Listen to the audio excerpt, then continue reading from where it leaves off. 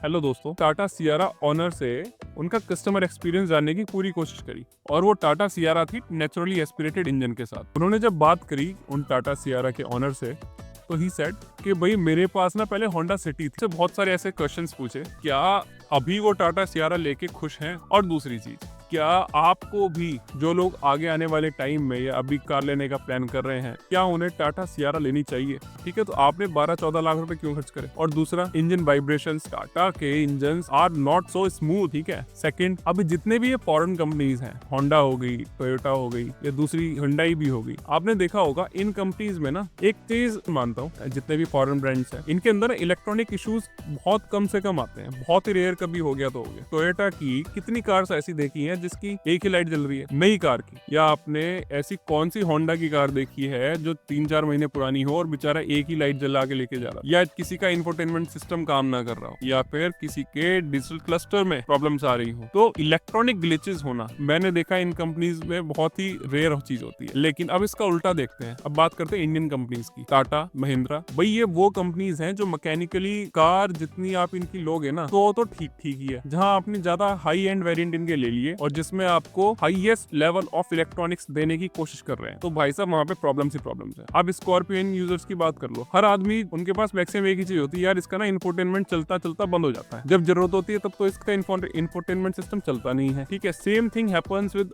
All 3XO users. ये महिंद्रा का, और यही काम होता है टाटा के साथ। यार इलेक्ट्रॉनिक्स की अगली चीज है, इलेक्ट्रॉनिक में कोई प्रॉब्लम है तो प्रॉब्लम्स क्यों आती हैं, तो चीज वही रिलायबिलिटी का कंसर्न है। लेकिन आप होंडा की बात कीजिए, मैंने पहले भी बताया कि मैंने 2 लाख किलोमीटर एक होंडा कार चलाई थी, और from day 1 to last day, जिस दिन मैंने अपनी कार वो चेंज नहीं की थी, उस दिन तक मुझे एक बार भी कार में कोई भी इलेक्ट्रॉनिक का इशू नहीं आया था। और मैं टू बी ऑनेस्ट बताऊं, मैंने उस कार को ऐसे ऐसे पैचेस पे चलाया है, जबकि वो कार कोई एसयूवी भी नहीं थी, लो ग्राउंड क्लियरेंस थी। उसके बाद भी मैंने उसे, कोई कहेगा ना ऑफ रोडिंग करना, मैंने उससे वो ऑफ रोडिंग तक करी थी। ठीक है, उसके बाद भी उसके अंदर कोई इलेक्ट्रॉनिक ग्लिच नहीं आया था। और वहीं दूसरी तरफ अगर आप बात करो टाटा कार्स में, यार एक सबसे बड़ी प्रॉब्लम है उनमें, इनके अलाइनमेंट कभी सही नहीं होते। आप सियारा में देखो, आप सफारी में देखो, आप इनका स्टीयरिंग थोड़ा सा आपको राइट टिल्ट करके चलना पड़ेगा, तभी ये कार सीधी चलती है। जहां आप सीधे स्टीयरिंग करोगे कार लेफ्ट हो जाती है। अब ये समझ नहीं आ रहा ऐसा क्यों होता है। इतनी बड़ी कंपनी टाटा, यार ये इस चीज को क्यों नहीं सही कर पा रहे। मैंने अभी 2 महीने पहले एक टाटा सफारी की ना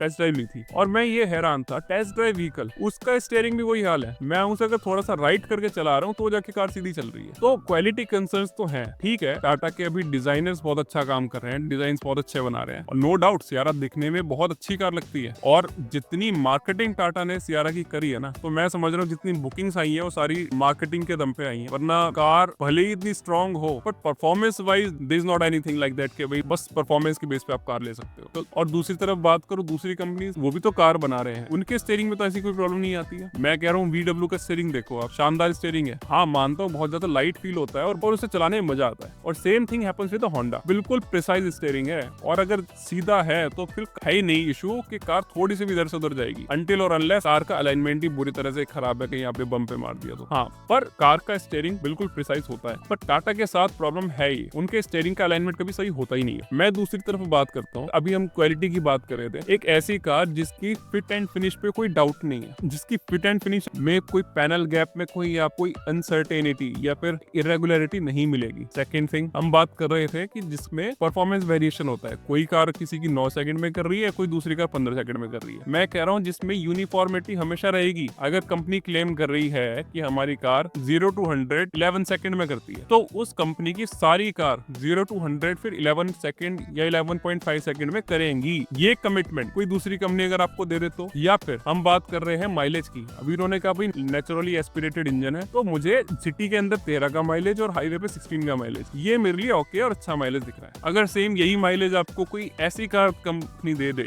जिसके कमिटमेंट और जिसकी क्वालिटी पे कोई डाउट ही नहीं किया जा सकता, मैं बात कर रहा हूँ होंडा की। यार आपने होंडा सिटी छोड़ के, चलो सिटी की ग्राउंड क्लियरेंस कम थी, सिटी एक सेडान थी, आपने काफी चला भी ली, अब आपको नया शिफ्ट करना था, तो आप किस चीज के ऊपर जाओगे? आप जाओगे ना एक रिलायबिलिटी चीज के लिए। आपने सिटी चलाई तो मैं 100% दावे से ये कह सकता हूँ, अगर कार की सर्विस उन्होंने टाइम पे कराई है तो सिटी ने कभी भी उनको रास्ते में ब्रेकडाउन कभी नहीं दिखाया होगा। तो आपने एक ऐसी कंपनी जो रिलायबिलिटी के लिए जानी जाती है, जो अपनी कमिटमेंट्स के लिए जानी जाती है, होंडा, आपने उस कंपनी से शिफ्ट होकर आप टाटा में आए हो। ठीक है, अपनी चॉइस है, बट आप अभी खुल के ये नहीं कह पा रहे हैं मुझसे गलती हुई है। आप ये कह रहे हो यार मेरे को ना स्पेस चाहिए था गाड़ी में, यार स्पेस तो यार आपको और किसी कार में मिल जाता।